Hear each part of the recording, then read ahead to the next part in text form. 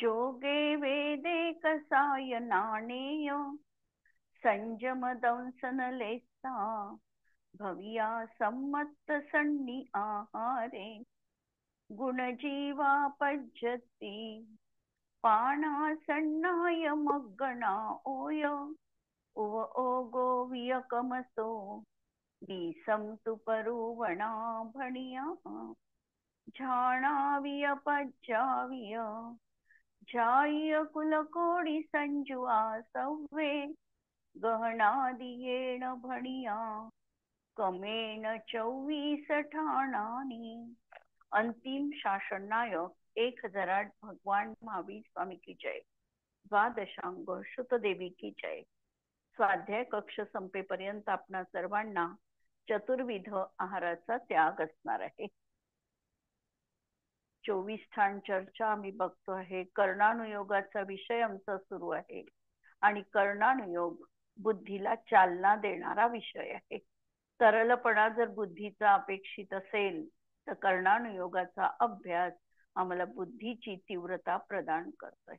आणि या दृष्टीने कर्णानुयोगामध्ये आम्ही ज्या प्रकृती बघतो, कोणत्या गुणसनत किती प्रकृतीची बंधविच्छुती आहे, कुठे कशा प्रकारचा कर्माचा उदय आहे, कोणते परिणाम हे आमच्या श्रद्धा गुणाला घातक आहे, या सगळ्या प्रकरणांचा जेव्हा आम्ही अभ्यास करतो त्यावेळेला आपोआपच एकाग्रता साधली जाते आणि एकाग्रतेतून आत्मानुभूती आम्हाला प्राप्त होऊ शकते। म्हणून कर्णानुयोग देखील अनुयोगामध्ये महत्वपूर्ण आहे।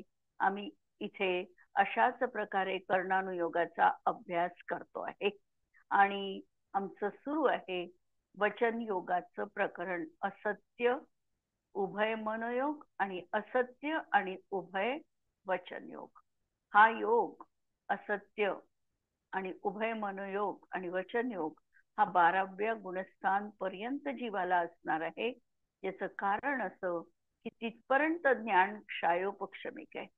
जोपर्यंत केवल ज्ञानाची प्राप्ती होत नाही, औदैक अज्ञान जोपर्यंत विद्यमान आहे तोपर्यंत आमच्या ज्ञानामध्ये थोडाफारपणा कमीपणा आहे आणि त्या दृष्टीने त्या ठिकाणी असत्य मनोयोग वचनयोग लावलेला आहे आणि उभय वचनयोग आणि मनोयोग पण लावलेला आहे। आम्ही काल असत्य वचनयोग बघितलेला होता। जीवनामध्ये असत्य वचन 10 प्रकारचं असत्य वचन आहे। प्रत्यक्षामध्ये एखादी गोष्ट नसताना आहे हे सांगणं किंवा असताना ती नाकारणं हे तर असत्य म्हटल्याच जातं। समजा वस्तू प्रत्यक्षात विद्यमान आहे आणि त्या वस्तूला सांगायचं कोणी उसनं मागायला आलं की आमच्याकडे ती वस्तू नाहीच आहे, म्हणजे आहे पण नाही द्यायची म्हणून नाही म्हणायचं, हे तर असत्य आहेच आहे। म्हणजे एखादी वस्तू असताना नाही म्हणणं आणि नसताना आहे म्हणणं, या दोन्ही बाबी असत्यात येतातच येतात। पण त्या अनुषंगाने आम्ही 10 प्रकारचं असत्य पाहिलं की ज्याच्यामध्ये जरी वचन आम्हाला सत्य वाटत असलं तरी सत्याचा पूर्ण अंश त्या ठिकाणी अशा तऱ्हेने अभिव्यक्त होत नाही। दुसऱ्याच कुठल्या तरी अशा प्रकारची त्या ठिकाणी मनोभूमिका दिसते आणि म्हणून ते वचन असत्य म्हटल्या जातं। उभय मनोयोग, उभय मध्ये जे सत्यही आहे आणि असत्यही आहे अशा तऱ्हेला जो आमचा विषयभूत पदार्थ की ज्याला सत्यही म्हणता येतं आणि असत्यही म्हणता येतं असा विषयभूत पदार्थ त्याला उभय म्हटलेलं आहे। आणि त्या उभय वचनाला जाणणारं जे आमचं मन, त्या ज्ञानामध्ये प्रवृत्त होणारं जे मन, ते उभय मनोयोग आहे। आणि त्या वचनाला कथन करणारा जो भाषा प्रवृत्ती ती उभय वचन योग। अशा तऱ्हेचं 2 त्या ठिकाणी बघायचंय, सत्य मनोयोग आणि उभय मनोयोग आणि उभय वचन योग, कि सत्यही है आणि असत्यही है, दोनों के विषयभूत पदार्थ को उभय कहते हैं। जैसे कमंडलू को यह घट है, क्योंकि कमंडलू घट का काम देता है इसीलिए कथनचित सत्य है, और घटाकार नहीं है इसीलिए कथनचित असत्य भी है। सत्य और मृषा रूप योग को असत्य मृषा मनोयोग कहते हैं. जसं आम्ही कमंडलूचं उदाहरण घेतलं, त्या ठिकाणी त्याला सत्यही म्हणता येतं आणि असत्य पण म्हणता येतं. कमंडलूचा आकार आणि घटाच्या आकारात फरक आहे, म्हणून असत्य पण आहे. पण दोहोंचाही उपयोग एकाच कार्यासाठी होतो आहे, या दृष्टीने त्या ठिकाणी सत्य देखील आहे. याला उभय अशा प्रकारचं म्हटलेलं आहे. अशी मनाने जाणण्याची प्रवृत्ती मनाकडे लावला तर तो उभय मनोयोग लावायचा. आणि जेव्हा आम्ही म्हणू की वचनाच्या माध्यमातून तशा प्रकारचं कथन केल्या गेलेलं आहे, त्यावेळेला तो उभय वचन योग म्हणायचा. कमंडलू में घट व्यवहार की तरह सत्य और असत्य अर्थ विधायक वचन व्यापार रूप प्रयत्न उभय वचन योग आहे. दुसरं उदाहरण आम्हाला पाहता येईल उभय वचन योगासाठी पण.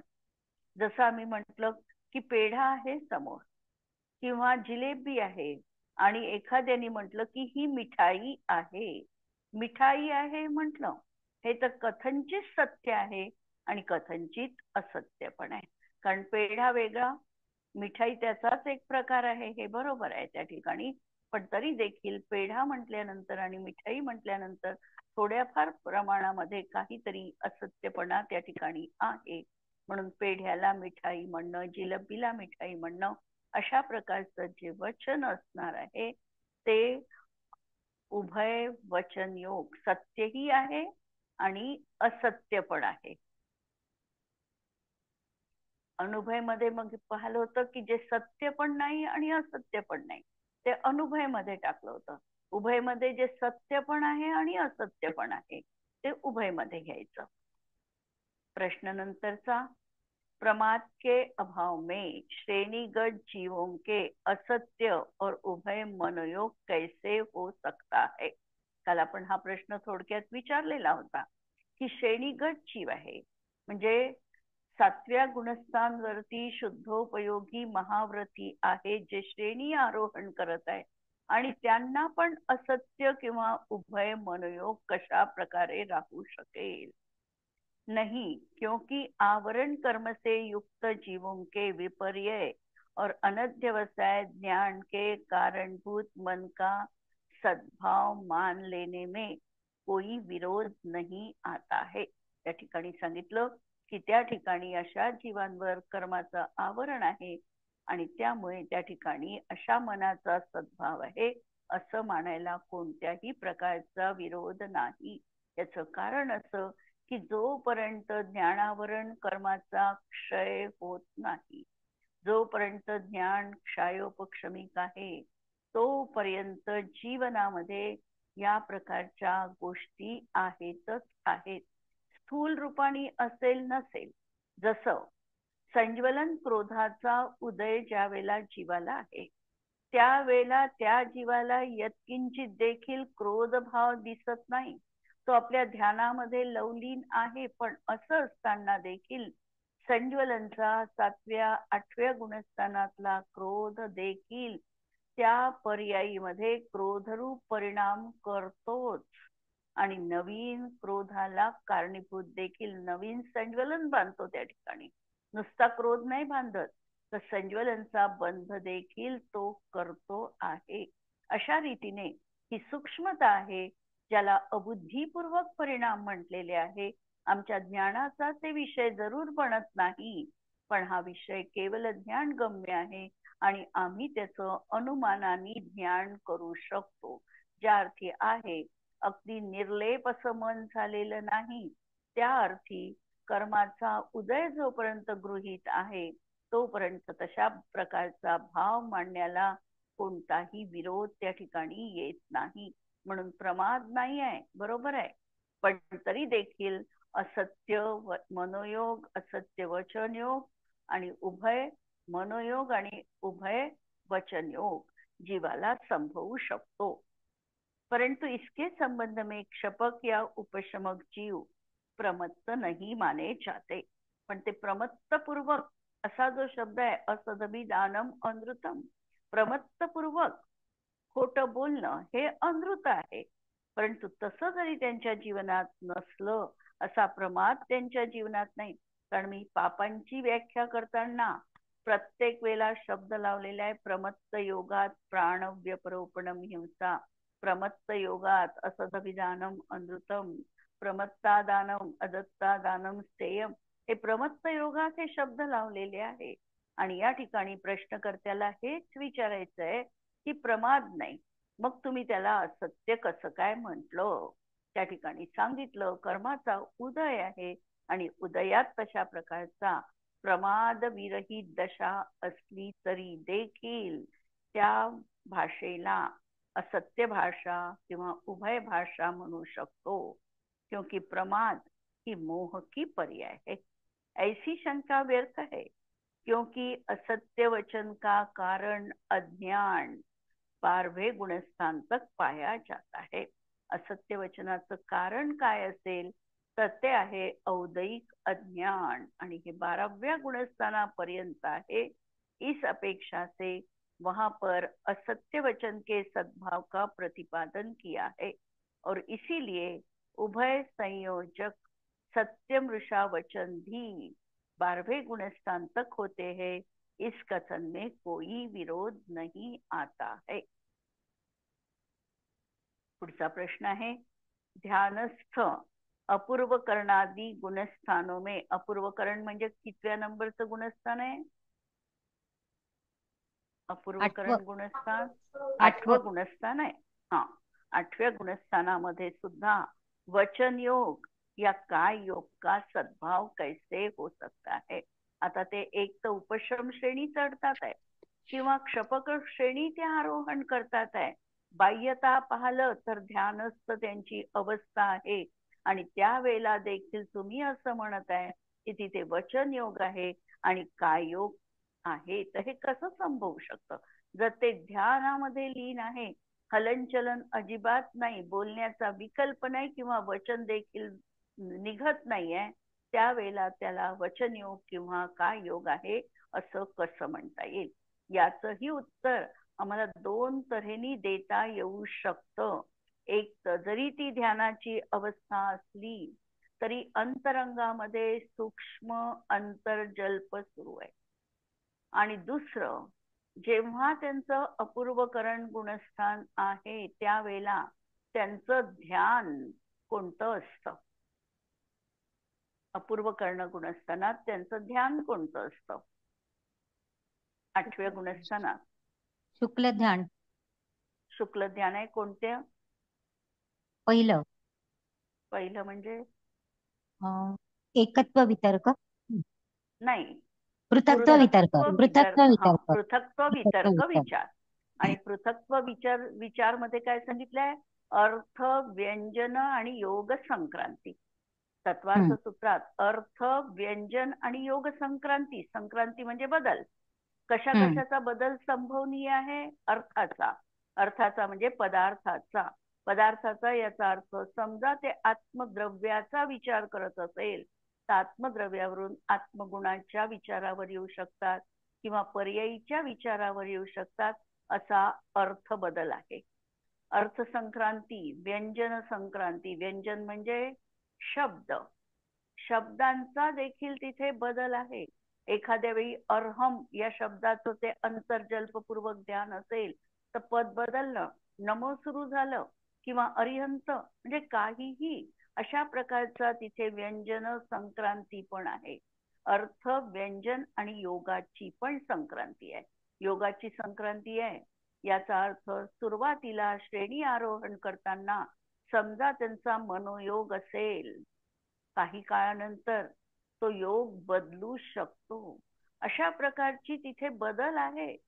सूक्ष्म रीतीने हा सगळा बदल अर्थ व्यंजन आणि योग संक्रांतीचा बदल त्यांच्या तिथे असल्यामुळे त्या ठिकाणी वचन योग आणि काय योग हे संभवनीय आहे. कारण अजून बदल होतात आहे. एका योगावरून दुसऱ्या योगावर, एका पदावरून दुसऱ्या पदावर, म्हणजे व्यंजन वचन हे देखील बदललेले आहे.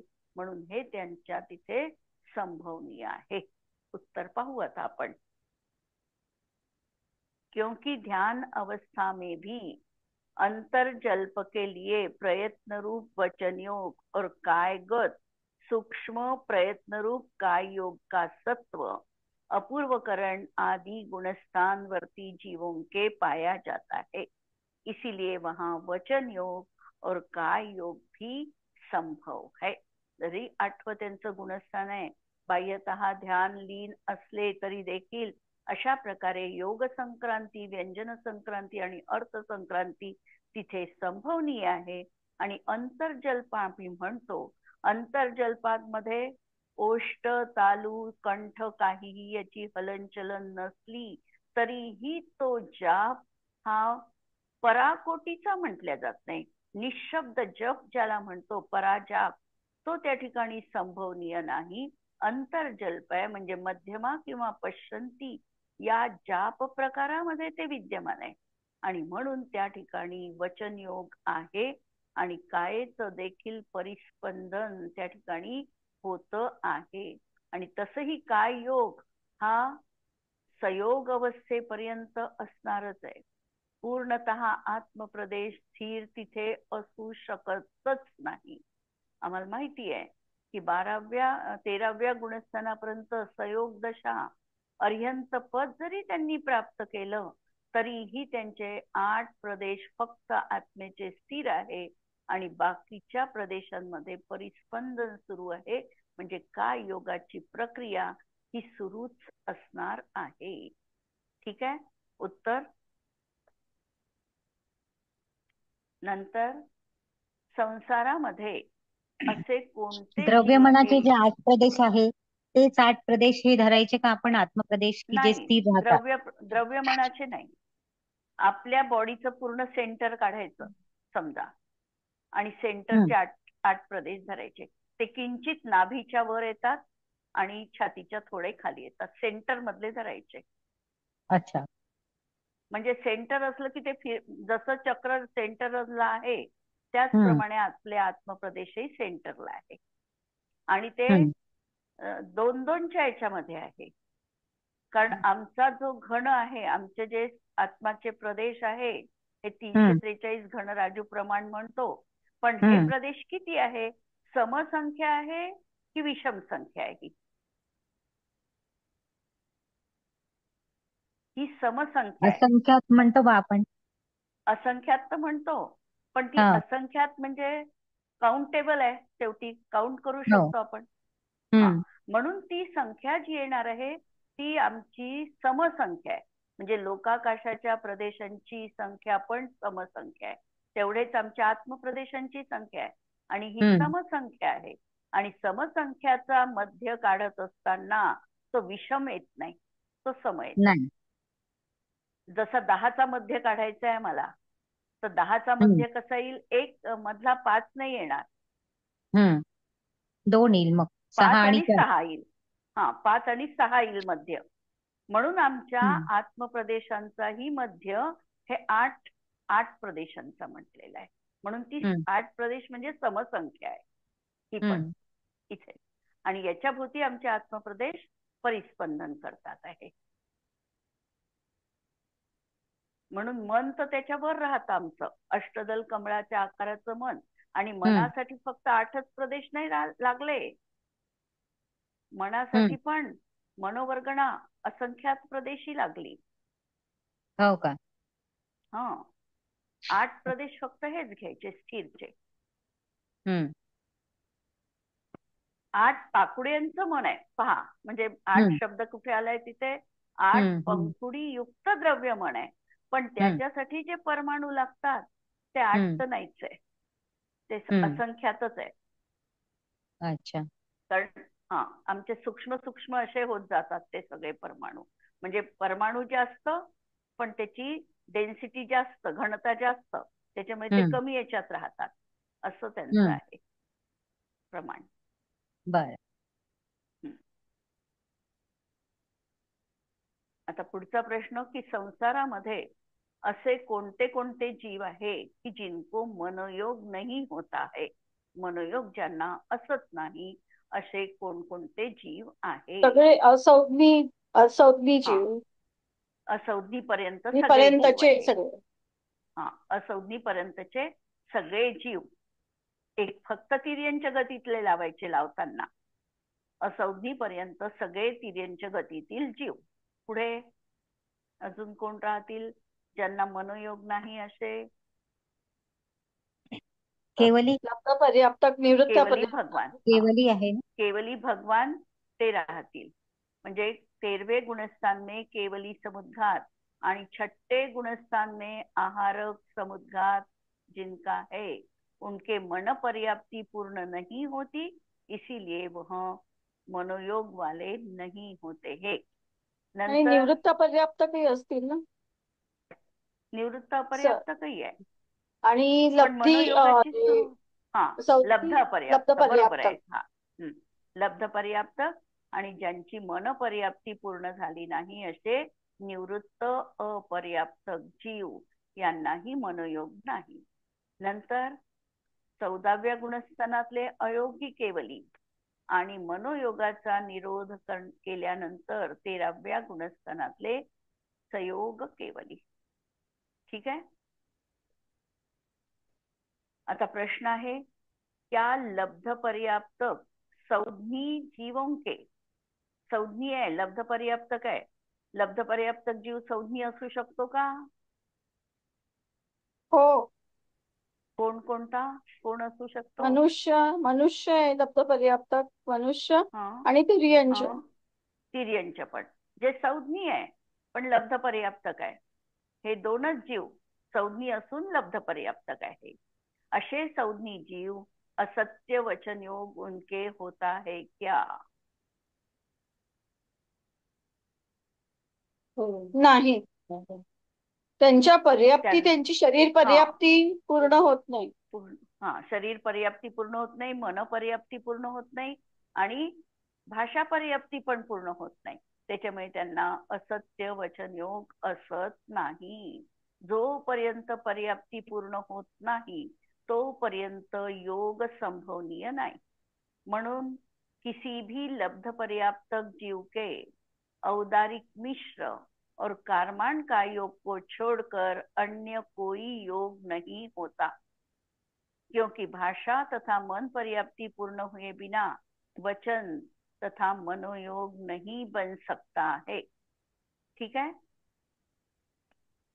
आता असत्य तथा उभय मन वचन योग इनका कारण क्या है? असत्य उभय मन वचन योग का कारण क्या है?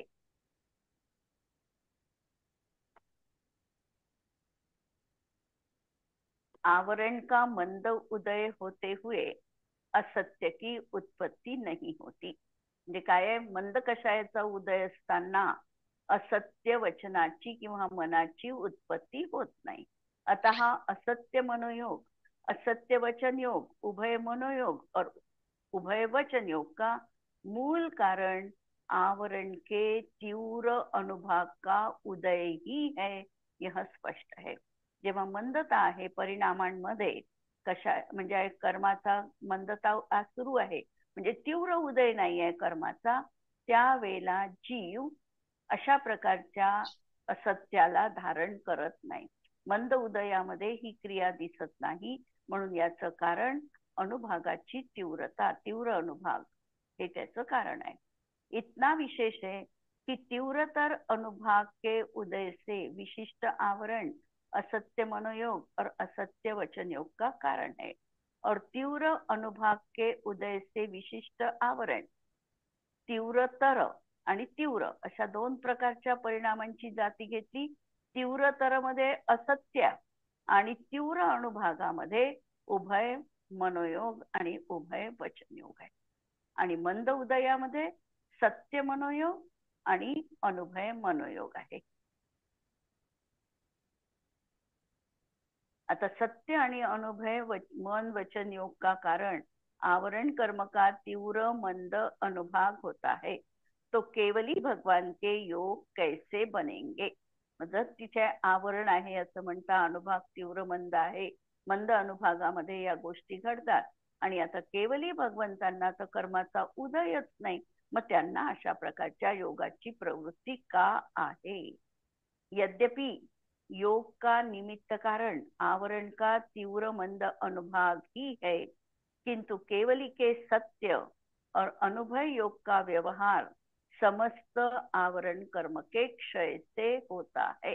त्या ठिकाणी तो भाव क्षयाच्या निमित्तात म्हणजे औदैकी भाव आता तिथे नाही आहे आणि कर्माचा क्षय झालेला आहे आणि तशा रूपाने त्यांची आता सत्य वचनयोग आणि सत्य मनोयोगाची प्रवृत्ती आहे. असत्य वचन योगी के मनपर्य ज्ञान कितने गुणस्थानों में होता है. असत्य वचन योगी आणि मनपर्य ज्ञान त्याला आणि गुणस्थान किती राहतील. मनपर्य ज्ञानी आहे, मनपर्य ज्ञानाची गुणस्थान 6 पासून 6 12 पासून पर्यंत 12 पर्यंत 12 आहे. पर्यंत. 12 पर्यंत. हा, आणि असत्य वचन योग पण 6 पासून पहिल्या गुणस्थानापासून 12व्या पर्यंत राहू शकतो. म्हणून 6 मनपर्य पासून विचारलं 12, हो ना, म्हणून 6 पासून 12 पर्यंत हा. मनपर्य ज्ञानाची 6 गुणस्थान, किती 7 गुणस्थान राहू शकतात. असत्य और उभय मनोयोगी के कितने कुल नहीं होते. मनोयोगी पाहायचंय, मनोयोगी पाहायचं असल्यामुळे तर फक्त एकेंद्रियाचे संधी जितके पंचेंद्रिय. संधी पंचेंद्रियाचे कुल घ्यावे लागतील आपल्याला. म्हणून पृथ्वी कैकाचे 22 लाख नाही, जलकायिक 7 लाख, अग्निकायिक 3 लाख, वायू कैक 7 लाख, वनस्पती कैकचे 28, द्विनेंद्रियाचे 7 करोड, तीनंद्रियाचे 8 करोड आणि चतुरेंद्रियाचे 9 लाख करोड त्यांचे कुल होणार नाही, तर 91 लाख करोड कुल त्यांचे होणार नाही. मग किती कुल आहेत फक्त मनुष्यांचे, संधी पंचेंद्रिय जीवांचे? 14 नारकी आणि यांचे 25, 26 आणि तिर्यंचे नाही आठवत. तिर्यंचे, जलचरचे 12.5, 19.5 आहे. जलचरचे 19 आणि 12 इतके असे 3 मध्येच डिवाइड केलेले आहे त्यांनी. जलचर, स्थलचर आणि नभचर यांचे, आणि नारकींचे 25 लाख, 25, देवांचे देवांचे 26 आणि मनुष्यांचे मनुष्याचे 14 लाख. 14.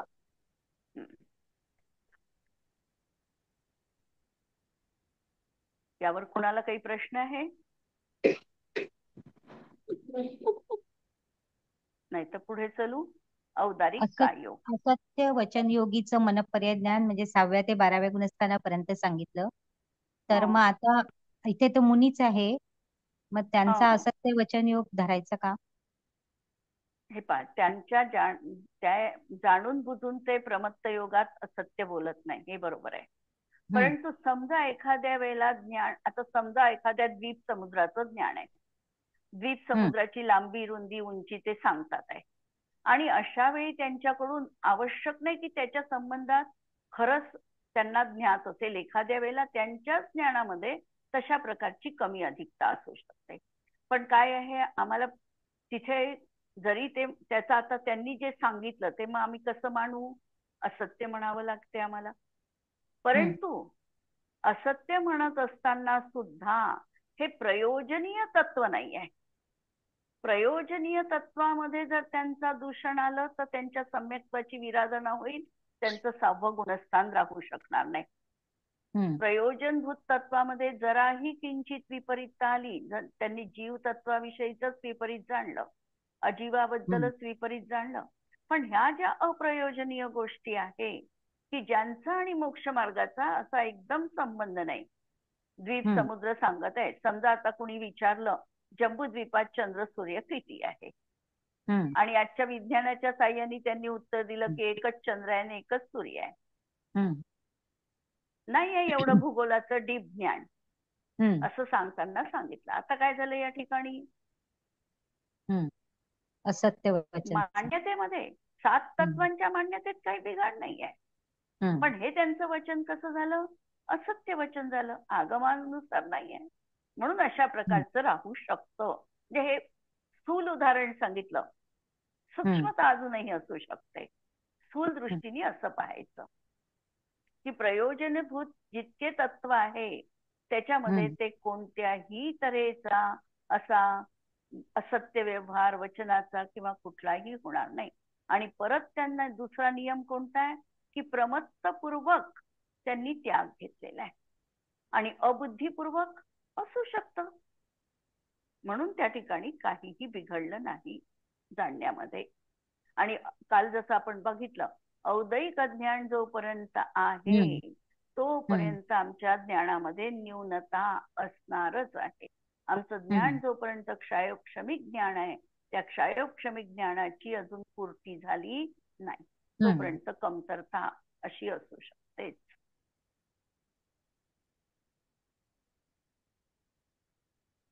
पुढचं प्रकरण घेऊ आपण औदारिक काययोगाचं. औदारिक काययोग, पहिल्यांदा औदारिक काययोग हा कुणाला असणार आहे आणि त्यांच्या गती किती राहू शकतात आणि इंद्रिय किती असू शकतात. औदारिक काययोग हा मनुष्य तिर्यंच गती मनुष्य आणि तिर्यंच्या गतीतच राहील. म्हणजे दोनच गती त्यांच्यासाठी येतील. इंद्रिय किती राहू शकतात त्यांना? 5ही राहू शकतील. सगळेच 5ही राहू शकतात. एकेंद्रियापासून 5ही इंद्रिय राहू शकतात. हा, आता गुणस्थान किती असू शकतात औदारिक काययोग वाल्याचे? पूर्ण 1 ते 14. पण आता 14 नाही लावायचं, 13 लावायचे. 13 लावायचे. 1 ते 13 म्हणजे थोडा हा ठोकमानाने हिशोब लावला की बाकीचे मग आपल्याला 24 स्थानं लवकर लागतात. आता गती तिर्यंच्या आणि मनुष्य सांगितलीच आहे. इंद्रिय सांगितलेच आहे. एकेंद्रिय, द्विनेंद्रिय, तीनेंद्रिय, चतुरेंद्रिय, पंचेंद्रियवाला. आता काय किती राहतील? दोन्ही षटकाई. हा, षटकाईक राहतील. म्हणजे साही काय राहतील? योग किती राहील? योग स्वकीय आता स्वकीय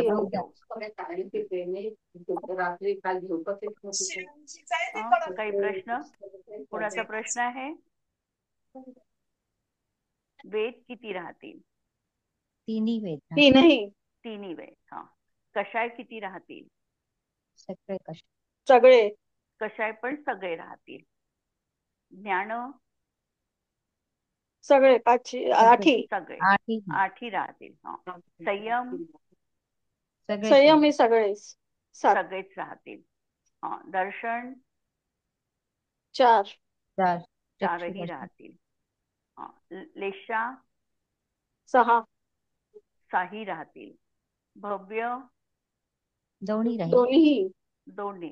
सम्यक्त्व सगळेच 6ही पण. संज्ञी संज्ञी असंज्ञी दोन्ही. आहारक दोन्ही नाही, फक्त आहारकच राहील. औदारिक औदारिक काय योग आहे ना, म्हणून आता तो फक्त आहारकच राहील. गुणस्थान 1 ते 13. हा, जीव समास सगळे राहतील. 19 एकेंद्रियापासून 19 जीव समास राहतील. पर्याप्ती 6ही. प्राण 10ही. संज्ञा 4ही. उपयोग सगळे 12 पण. ध्यान 13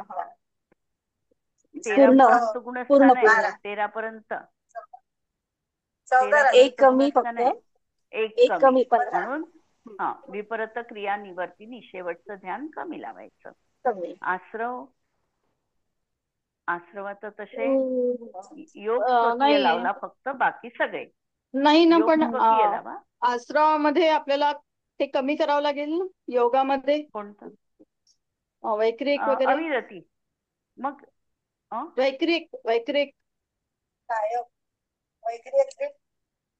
वैक्रिक कमी करावं लागेल. ते कमी करावं लागेल. पण आपण औदारिक काय योगात लावतोय की नाही, म्हणून आपण स्वकीय लावला ना. एकच योग लावला आपण म्हणून. नाही तर वैक्रियक मिश्र हे कमी करावं लागतील. आहारक मिश्र चालतात पण ते 2 कमी करावं लागतील. आणि कारमान कमी करावं लागेल. मेन म्हणजे कारमान पण काही योग कमी करावं लागेल. पण ते लावले नाही इथे. इथे फक्त एकच योग स्वकीय घेतला म्हणून 43 घेतलेले आहे. नाहीतर हे लावावं लागतात अशा प्रकारचे जाती. औदारिक मिश्र पण कमी होईल. हो, औदारिक मिश्र, कारमान, वैक्रियक मिश्र, वैक्रियक हे कमी होईल.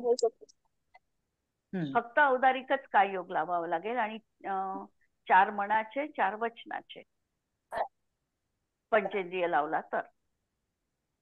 म्हणून अपेक्षेने पाहावं लागतं योगाचं. जाती 76 लाख.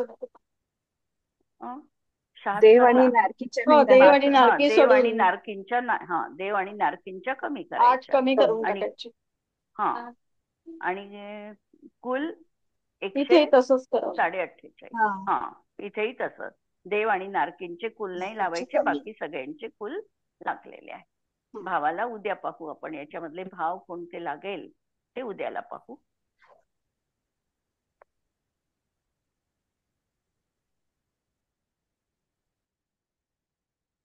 स्याद्वादनय षट्द्रव्य गुण पर्याय और प्रमाणका जड़ कर्म चेतन बंध का अरु कर्म के अवसान का कह कर स्वरूप यथार्थ जग का जो किया उपकार है उसके लिए जिन वाणी माँ को वंदना 100 बार है, वंदना 100 बार है.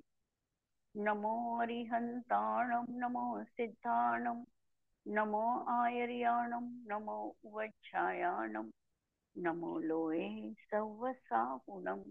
सर्वांना जय जिनेंद्र.